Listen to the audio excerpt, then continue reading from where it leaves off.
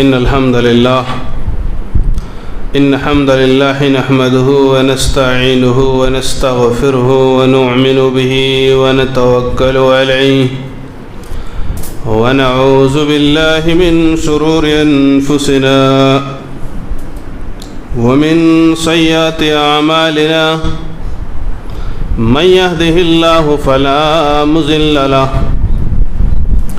ومن يضلله فلا هادي له وأشهد أن لا إله إلا الله وحده لا شريك له وأشهد أن محمدا عبده ورسوله أما بعد فإن خير الحديث كتاب الله وخير الهدي هدي محمد صلى الله عليه وسلم وشر الأمور محدثاتها وكل محدثة بدعة وكل بدعة ضلالة وكل ضلالة في النار فأعوذ بالله من الشيطان الرجيم بسم الله الرحمن الرحيم يا أيها الناس اتقوا ربكم إن زلزلة الساعة شيء عظيم يوم ترونها تذهل كل مرضية عما أرضعت وتضع كل ذات حمل حملها وترى الناس سكارى وما هم بسكارى ولكن عذاب الله شديد وقال النبي صلى الله عليه وسلم سبعة يجلهم الله تعالى في ظله يوم لا ظل إلا ظله إمام عادل وشاب نشأ في عبادة ربه ورجل قلبه معلق بالمساجد ورجلان تحابا في الله اجتمع عليه وتفرق عليه ورجل ذاته امرأة ذات منصب وجمال فقال إني أخاف الله ورجل تصدق بصدقة فأكفاها حتى لا تعلم شماله ما تنفق يمينه ورجل ذكر الله خاليا ففازت عيناه رواه البخاري وقال تعالى في موضع آخر بسم الله الرحمن الرحيم والعصر إن الإنسان لفي خسر إلا الذين آمنوا وعملوا الصالحات وتواصوا بالحق وتواصوا بالصبر رب اشرح لي صدري ويسر لي أمري واحلل عقدة من لساني يفقهوا قولي ربي زدني علما اللهم ربي زدنی علما۔ ہر قسم کی حمد و ثنا خوبیاں بڑائیاں اللہ رب العالمین کے لیے لائق اور زیبا ہے، جو ہمارا خالق، ہمارا رازق، مربی اور پالنہار ہے، جس نے ہم کو اشرف مخلوق بنایا ہے، جس رب العالمین نے ہماری رشد و ہدایت کے لیے کما بیش 1.25 لاکھ پیغمبر، نبی اور رسول اس دنیا فانی میں بھیجے۔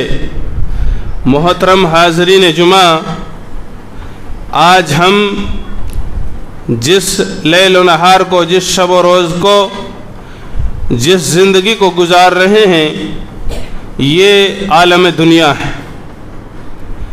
ایک وقت تھا کہ ہم عالم ارواح میں تھے، اس سے عالم ارواح سے ہم عالم دنیا میں آئے ہیں، اور ایک ایسی دنیا کی طرف لوٹ کر جانے والے ہیں جس کو عالم برزخ کہا جاتا ہے، اور عالم برزخ کے بعد عالم آخرت ہے۔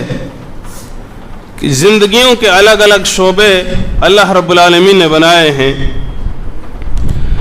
اور انہی میں سے عالم جو آخرت ہے وہ آخری اسٹیج ہے، یعنی اس دن انسانوں کو اس عالم دنیا کے بارے میں آپ اور ہم جو زندگی گزار رہے ہیں، اس زندگی کا مقصد کیا ہے، اس زندگی کا کیا مطلب ہے، اللہ رب العالمین نے اس کا کیا مقصد اور کیا منہج ہمیں بتا کر کے اس دنیا میں بھیجا ہے۔ اللہ رب العالمین نے قرآن مجید کے اندر ارشاد فرمایا وما خلقت الجن والانس الا لیعبدون، ہم نے جن اور انسان کو صرف اور صرف اپنی عبادت کے لیے پیدا کیا ہے۔ اب عبادت کے بارے میں یہ دیکھیے، کیا ہم عبادت کو اس ڈھنگ سے کرتے ہیں جس ڈھنگ سے اللہ رب العالمین نے ہم کو حکم دیا ہے، جس کے بارے میں پوچھ گچھ ہونی ہے؟ اللہ رب العالمین اس زندگی کے بارے میں سوال کرے گا۔ فکر آخرت تبھی ہوتی ہے انسان کو، آخرت کا جو دن ہے وہ متعین دن ہے، وہ آ کر رہنے والا دن ہے۔ اس دن ہر انسان کو اپنے زندگی کے بارے میں بتانا پڑے گا کہ میں عالم دنیا میں رہ کر کے میں نے کس طریقے سے اپنے لیل و نہار، اپنے دن اور رات کو کس طریقے سے گزارا ہے۔ ہر انسان کو اللہ کے سامنے کھڑا ہونا ہے۔ دیکھیے اللہ رب العالمین نے عالم آخرت کے بارے میں کیا کہا ہے؟ عالم آخرت کے بارے میں اللہ رب العالمین نے فرمایا کہ تمہیں یقین ہونا چاہیے کہ وہ دن آ کر رہے گا۔ ان یوم الفصل کان میقاتا، بے شک فیصلے کا دن مقرر ہے۔ اس دن اللہ رب العالمین نے سورہ حج میں ارشاد فرمایا، اس دن کو آنے سے پہلے اللہ نے ڈرایا بھی ہے۔ اللہ رب العالمین نے فرمایا یا ایھا الناس اتقوا ربکم ان زلزلۃ الساعۃ شیء عظیم، اے لوگو اپنے رب سے ڈر جاؤ، بے شک قیامت کا زلزلہ بہت بڑی چیز ہے۔ اس دن جب تم اس دن کو دیکھو گے، تذہل کل مرضعۃ عما ارضعت، کہ مائیں اپنے شیر خوار بچوں کو سینوں سے ہٹا کر پھینک دیں گی۔ ماں کو سب سے لاڈلا جو بچہ ہوتا ہے، ماں اس کو اپنے سینے سے ہٹا کر پھینک دیں گی۔ یوم یفر المرء من اخیہ وامہ وابیہ وصاحبتہ وبنیہ، لوگ اپنے بھائی سے جدا ہو جائیں گے۔ اس دن کو آنے سے پہلے اللہ رب العالمین نے ہم کو ڈرایا ہے۔ اللہ رب العالمین نے فرمایا جب تم اس دن کو دیکھو گے تمہیں ایسا معلوم پڑے گا کہ مائیں اپنے سینوں سے ہٹا کر اپنے لاڈلوں بچوں کو پھینک دیں گی۔ ماں کو سب سے لاڈلا بچہ جو دودھ پیتا ہوا ہوئے وہی ماں کو سب سے لاڈلا ہوتا ہے۔ اللہ نے اسی کی مثال دی ہے تاکہ انسان سدھر جائے، تاکہ انسان آخرت کی فکر کر لے، اور جب فکر ہوگی تبھی انسان تیاری کرتا ہے۔ تیاری تب کرتا ہے جب اسے فکر ہوتی ہے، اور آج امت مسلمہ کو تو فکر ہی نہیں ہے۔ ایسا لگتا ہے جیسے زندگی میں ہمیشہ کی زندگی کے لیے ہم یہیں آئے ہیں، یہیں رہنا ہے۔ اللہ رب العالمین نے فرمایا آیت میں آگے، اللہ رب العالمین نے ارشاد فرمایا یوم ترونہا تذہل کل مرضعۃ عما ارضعت وتضع کل ذات حمل حملہا، حاملوں کے حمل گر جائیں گے، جو مائیں حمل سے ہوں گی ان کے حمل گر جائیں گے۔ وَتَرَى النَّاسُ سُکَارَىٰ، لوگ ایسے دیکھیں گے جیسے انہوں نے نشہ کر رکھا ہو۔ جیسے آج کل آپ دیکھتے ہوں گے کہ ایک شرابی، ایک نشے والا نشیڑی کس طریقے سے چوراہے پر پڑا رہتا ہے، اسے کوئی شعور نہیں ہوتا، اسے کوئی ہوش نہیں رہتا، وہ یعنی اپنی زندگی میں مگن ہو کر، مدہوش ہو کر گندی نالی کے گندی کیچڑ میں پڑا رہتا ہے، اسے کوئی شعور نہیں رہتا۔ اللہ رب العالمین نے اس دن کے بارے میں ذکر کیا ہے جس دن سورج سوا نیزے پر آ جائے گا، لوگ ایسے دیکھیں گے بکھرے ہوئے پروانوں کی طرح نظر آئیں گے۔ اللہ رب العالمین نے فرمایا جب تم اس دن کو دیکھو گے کہ لوگوں کی حالت ایسی ہوگی جیسے انہوں نے نشہ کر رکھا ہو۔ اللہ نے فرمایا وما ہم بسکارا، وہ نشے والے نہیں ہوں گے، انہیں نشہ نہیں کیا ہوگا، ولکن عذاب اللہ شدید، اللہ کے عذاب کی چپیٹ میں آ جائیں گے۔ اس دن اللہ کے عذاب کی ہیبت، اس دن کی دہشت ایسی ہوگی کہ لوگ ایک دوسرے کو جدا ہو کر بھاگ جائیں گے، ایک دوسرے کی پرواہ ہی نہیں کریں گے۔ اللہ رب العالمین نے فرمایا उस दिन इंसान अपने भाई से जुदा हो जाएगा, बीवी जो है वो शोहर से जुदा हो जाएगी।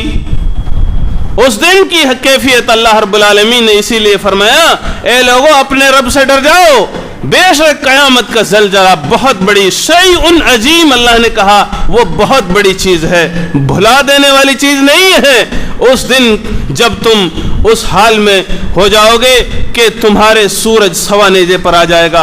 आज सूरज इतनी दूर से इतनी गर्मी को भेजता है, इतनी तपिश देता है कि हम पंखे चलाते हैं।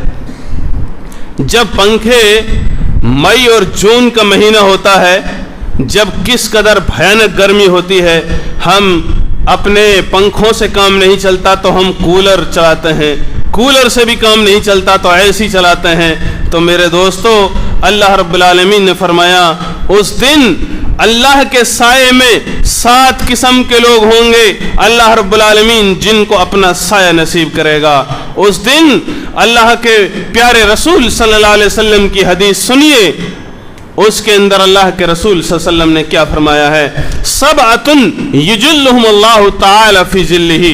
इस हदीस के रावी अबू हुरैरा रज़ी अल्लाह ताला अन्हु हैं। अल्लाह के रसूल सल्लल्लाहु अलैहि वसल्लम ने फरमाया 7 किस्म के लोगों में सबसे पहले इमामुन आदिलुन, इंसाफ करने वाले हाकिम को अल्लाह रब्बुल आलमीन अपने साये में जगह देगा।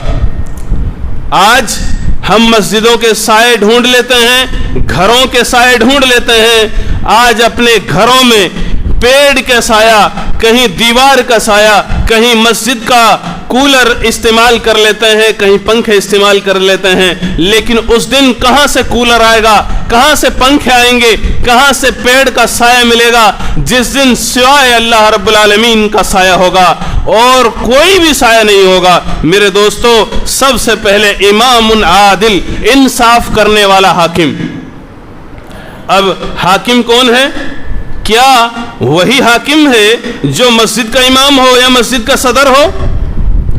अला कुल्लुकुम राइन व कुल्लुकुम मसूलुन अन रइयतिही, तुम सब चरवाहे हो, सब जिम्मेदार हो, सबसे सवाल किया जाएगा। बताओ, भाइयों के दरमियान इंसाफ किया कि नहीं, बेटियों के दरमियान इंसाफ किया कि नहीं, बीवियों के दरमियान इंसाफ किया कि नहीं, जमात के दरमियान इंसाफ किया कि नहीं, महल्ले के दरमियान, अपनी बस्ती में, अपनी रियासत में, अपने मुल्क में हर इंसान जिम्मेदार है। सबसे सवाल किया जाएगा। जो अदल और इंसाफ से काम करेंगे उनको अल्लाह का साया मिलेगा, जिस दिन सिवाय रब्बुल आलमीन के साया के कोई भी साया नहीं होगा। और मेरे दोस्तों, हर इंसान जिम्मेदार है, सबसे सवाल किया जाएगा।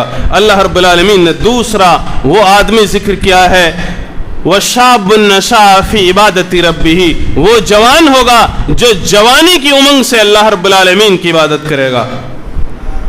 यहाँ जितने भी जवान बैठे हैं, खुशखबरी सुन लीजिए। अल्लाह के रसूल सल्लल्लाहु अलैहि वसल्लम ने उनके बारे में जो जवानी की दहलीज पर कदम रखकर अल्लाह की इबादत करते हैं, उनके लिए खुशखबरी दी है अल्लाह के रसूल सल्लल्लाहु अलैहि वसल्लम ने। क्योंकि जब आदमी बूढ़ा हो जाता है, मस्जिद तक चल नहीं सकता, उसके मुंह से उसके दांत उखड़ जाते हैं, वो कोई अल्फाज अदा नहीं कर सकता, वो इबादत करना चाहता है लेकिन अल्लाह को राजी नहीं कर पाने के लिए उससे झुका नहीं जाता, उससे सजदा नहीं होता और दिल से चाहते हुए भी इबादत करने से वो महरूम हो जाता है। मेरे दोस्तों, जवानी की जो इबादत है, क्योंकि जवान आदमी आज अक्सर नौजवान अपनी जिंदगियों से हाथ धो बैठे हैं, अपनी जवानियों को तबाह कर दिया है। जवान जो किसी मुल्क का जवान है, वही किसी मुल्क की पासदारी करने वाले और किसी समाज में अगर उरूज में आने वाले नौजवान ही होते हैं। किसी हुकूमत की सिपह सालार नौजवान ही होते हैं। नौजवानी की इबादत भी अल्लाह को पसंद है, क्योंकि जब जवानी में अल्लाह की इबादत करोगे तो इंशाअल्लाह अल्लाह का साया मिलेगा, जिस दिन सिवाय रब्बुल आलमीन के साया के अलावा कोई साया नहीं होगा। तीसरे नंबर पर वरजुलुन क़ल्बुहु मुअल्लकुन बिल मसाजिद, जिन लोगों के दिल अल्लाह के घरों से जुड़े हुए हैं, اللہ کے گھروں سے جڑنے کا مطلب یہ تو نہیں ہے کہ کوئی آدمی مسجد میں ہی بیٹھا رہے، سارے دن مسجد ہی سے چمٹا رہے، اسی میں رہبانیت اختیار کرنے کا ذکر نہیں ہے۔ مسجدوں سے جڑنے کا مطلب یہ ہے جب اس کے کان میں حی علی الصلاۃ، حی علی الفلاح کی ندا پہنچے تو فوراً مسجد کی طرف دوڑ کر چلے آئے۔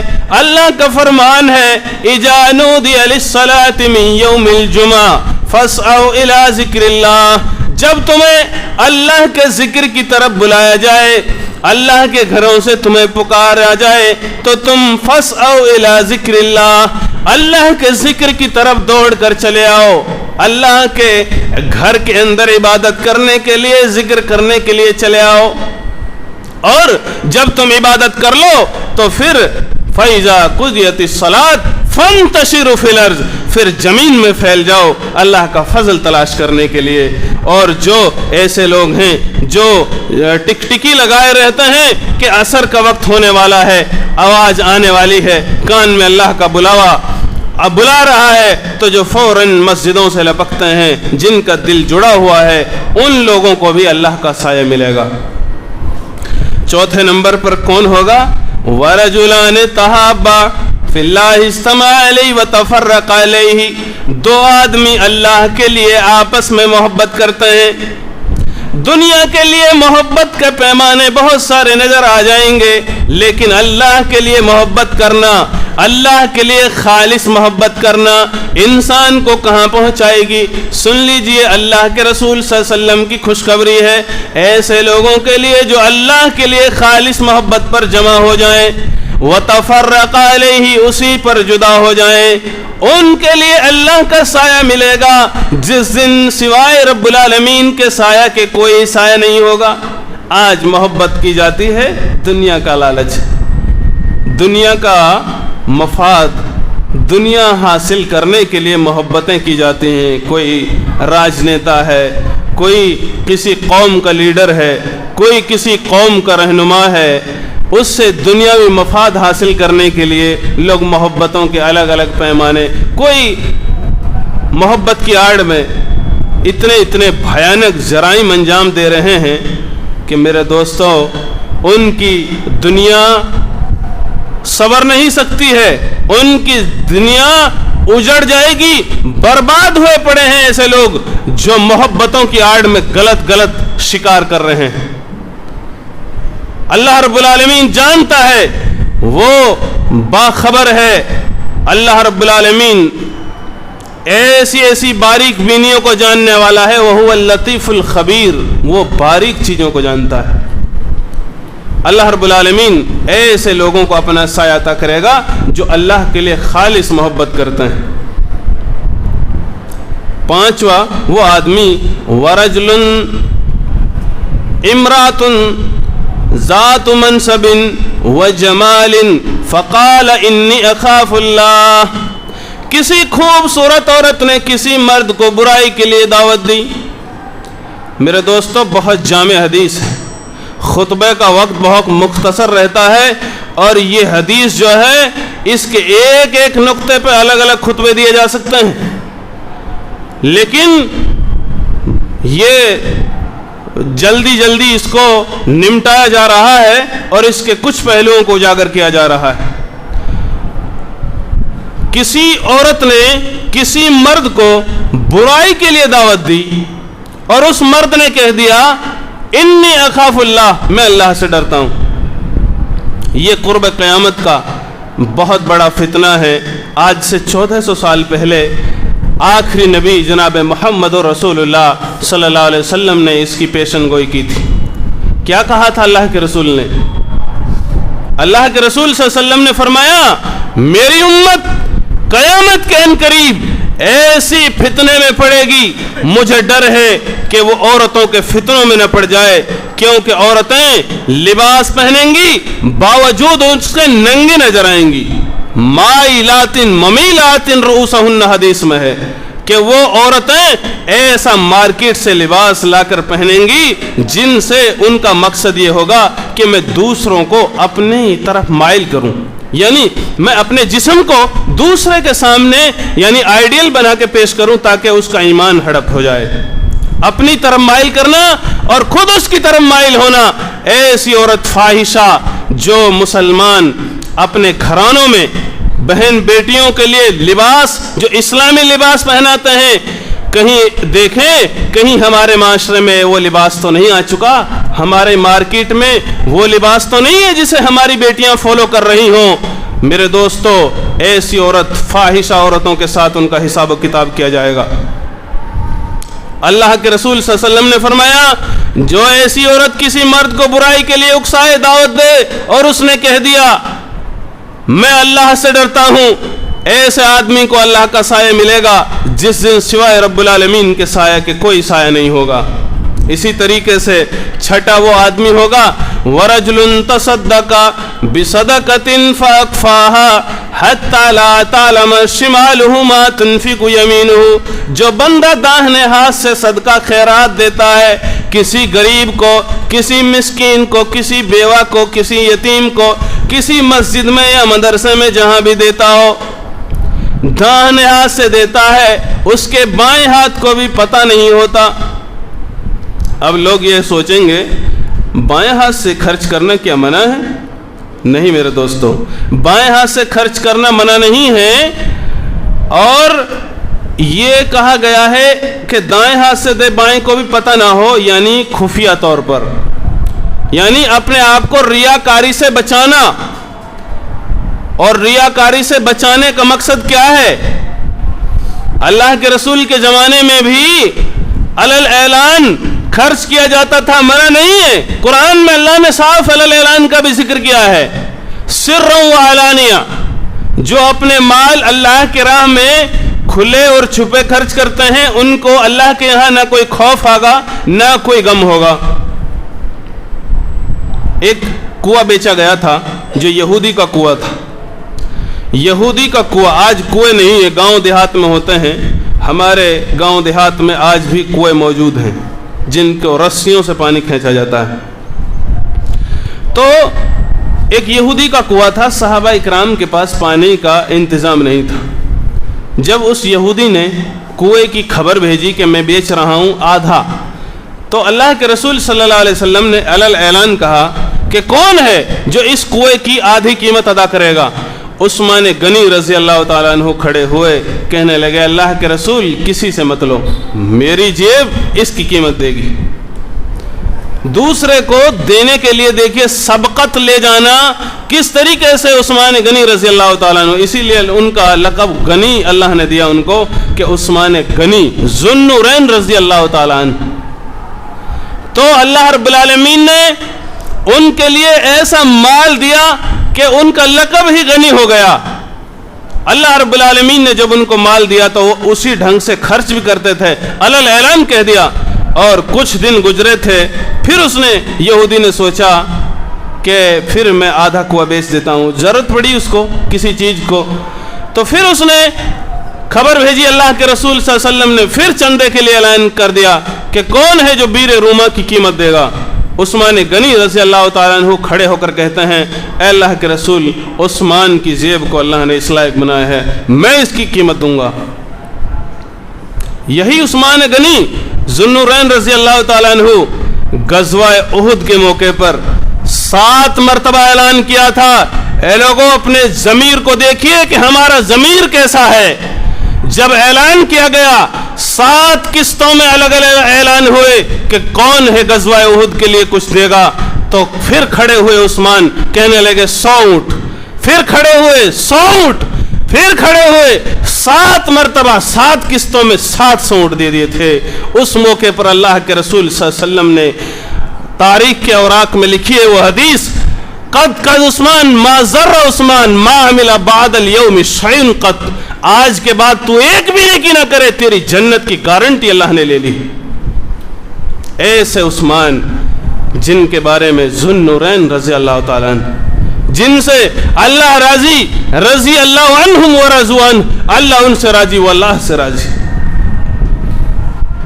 علل اعلان بھی خرچ کیا جاتا ہے, لیکن آج ڈھنڈورا پیٹنے والے مسجد بنا دی یا کوئی فی سبیل اللہ کوئی کام کر دیا، اب اس کو اپنے نام کی شہرت چاہیے تاکہ سماج میں یہ پتہ لگ جائے کہ یہ کام فلاں آدمی نے کیا۔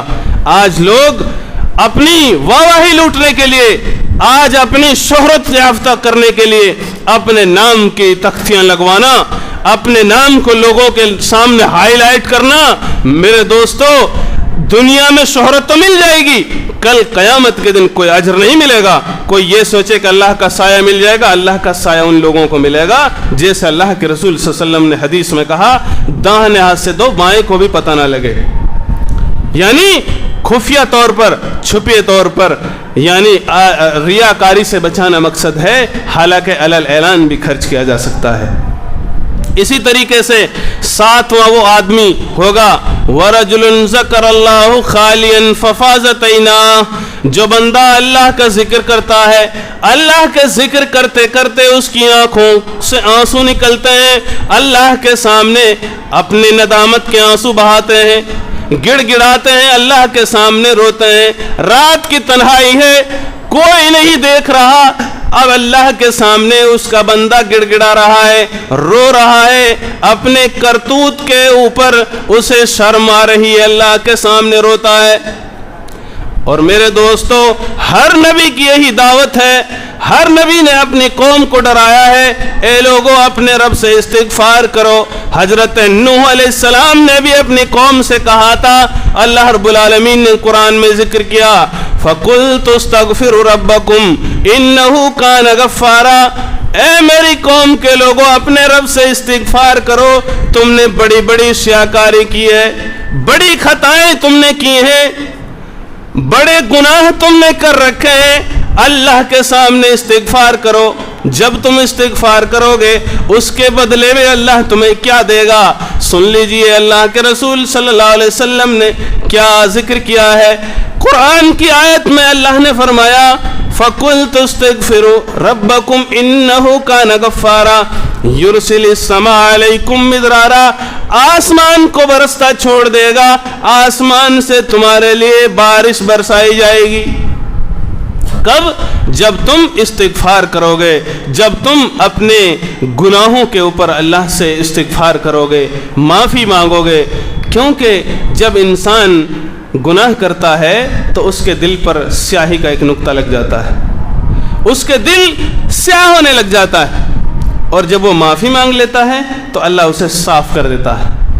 اللہ رب العالمین اسے ایسے صاف کر دیتا ہے جیسے صابن سے کپڑا صاف کر دیا جاتا ہے۔ اور اگر ایک آدمی جب گناہ کرتا ہے اور معافی نہیں مانگتا، استغفار نہیں کرتا، پھر گناہ کرتا ہے، پھر گناہ کرتا ہے، تو پھر ایک دن ایسا آتا ہے اس کے کرتوتوں کی وجہ سے اس کا دل زنگ پورا کالا سیاہ ہو جاتا ہے، پھر وہ کسی کو گالی دے گا، کسی کا مرڈر کرے گا، کسی کا چوری کرے گا، شراب پیے گا، زنا کرے گا، دنیا بھر کی ان کے اندر برائیاں آ جائیں گی، اور اسے وہ برائی ہی نظر نہیں آئے گی کہ میں برائی بھی کوئی چیز ہے، یعنی اسے اس چیز کی صلاحیت ہی نہیں رہے گی۔ کلا بل ران علی قلوبہم ما کانوا یکسبون، ان کے دل کرتوتوں کی وجہ سے سیاہ ہو جاتے ہیں، انہیں احساس ہی نہیں ہوتا۔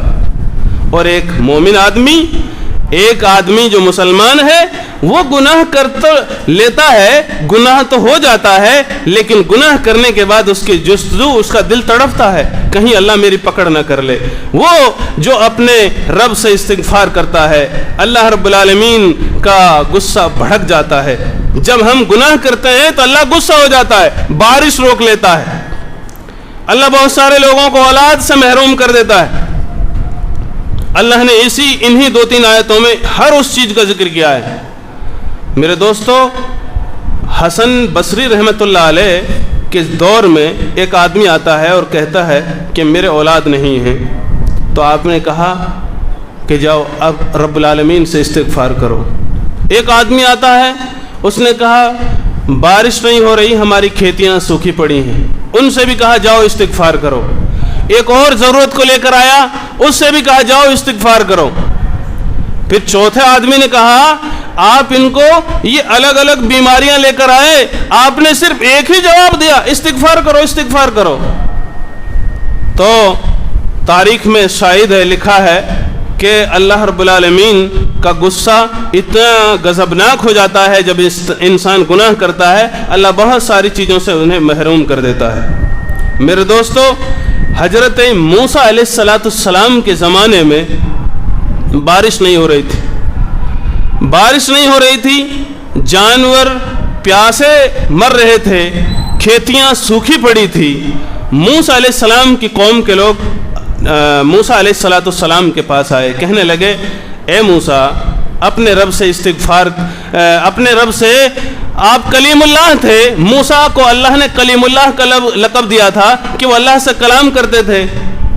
تو جب موسیٰ علیہ السلام نے اللہ کے دربار میں پوری قوم کو لے جا کر کے ایک میدان میں جا کر جمع کر دیا، دیکھیے استغفار سے کیا نتیجہ ملتا ہے، میں وہی ذکر کر رہا ہوں۔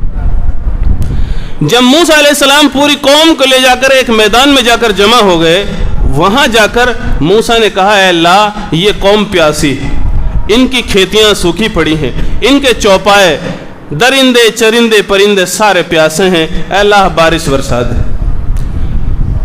اللہ نے موسیٰ سے کہا اے موسیٰ تمہارے بیچ میں ایک آدمی ہے جو 40 سال سے گناہ کر رہا ہے، ایک آدمی ہے جو 40 سال سے گناہ کر رہا ہے، جب تک تمہارے بیچ میں یہ آدمی رہے گا میں بارش نہیں کروں گا۔ آج تو ہم ہر انسان گناہ روزانہ کرتے ہیں، صبح سے شام تک ہم کتنے گناہ کرتے ہیں جی؟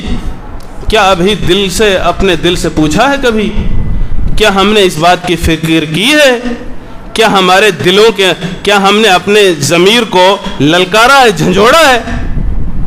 موسیٰ علیہ السلام نے اعلان کر دیا ہمارے بیچ میں ایک آدمی ہے جو 40 سال سے گناہ کر رہا ہے، اس کو چاہیے کہ وہ ہمارے بیچ میں سے کھڑا ہو کر چلے جائے۔